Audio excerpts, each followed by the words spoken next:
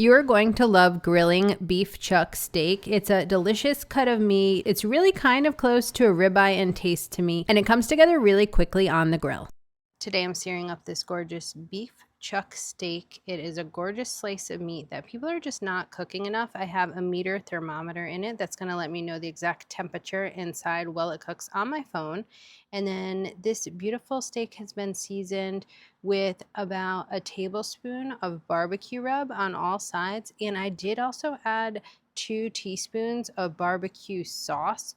You don't have to do that. You could always add a little olive oil or just do the rub, but this sauce has been so flavorful from Salt Lick, so I had to put it on. So this is going to sear on the grill. We're going to set 2 zones. Direct heat with flame is going to be on this side, and this side I'm going to leave no flame so I can move the steak when it's almost done cooking. Okay, and then I'm going to pop on some kebabs at the same time. Look how tasty this looks. Simple dinner after a pool day. All right. So here we have the flame, direct heat. It's on high, about 500 degrees. And then this burner I'm going to leave off to move it to indirect heat in case the outside is done, but the inside needs to keep cooking. I like to cook my steaks to an internal temp of about 125 degrees Fahrenheit.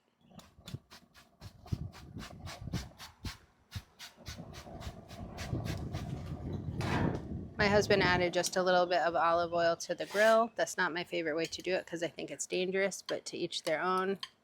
We're going right on the direct heat. Let's see it. Woof. Beautiful. Right on the direct heat. It's looking good.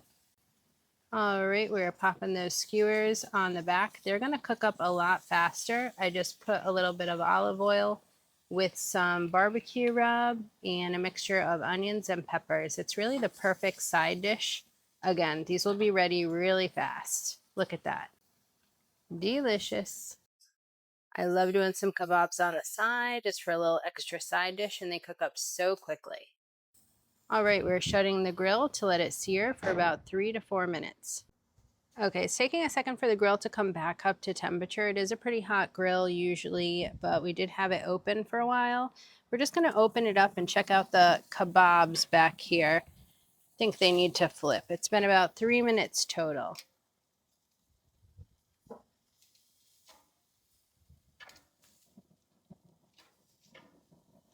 And yeah, I think the steak still needs about 2 minutes. All right, meter sent over. The meter device that I'm using, oops, I don't know if I touched. Okay, so let's see. Internal temp is just 86, but I have a feeling the outside is seared, so we're gonna give it a flip. It's been about 4 to 5 minutes on the grill at this point. Oh yeah, look at that. Yep, it peels off pretty easily.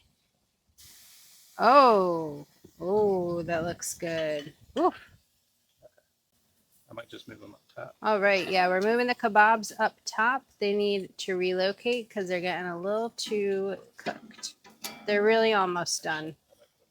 Okay, we're moving them to the indirect heat side of the grill where they're not directly over the flame, so they go a little slower. Now the steak is going to stay on this side for about 3 to 4 more minutes until the underside is seared, but look at that, delish. Okay.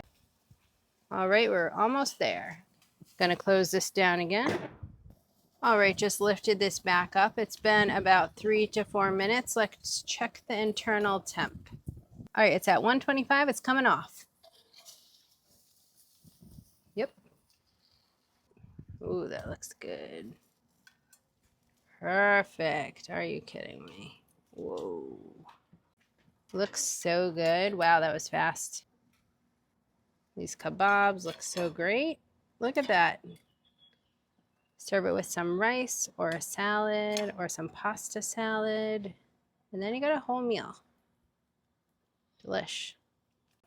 Well, that was super fast and it looks so good. Let's go eat. I let the steak rest for about 5 to 10 minutes and then I slice it up. You can print all my recipes at sipbytego.com, and while you're there, sign up for my Foodie Fridays email list. I'll send you one delicious thing to cook each week. I'll see you in the next video.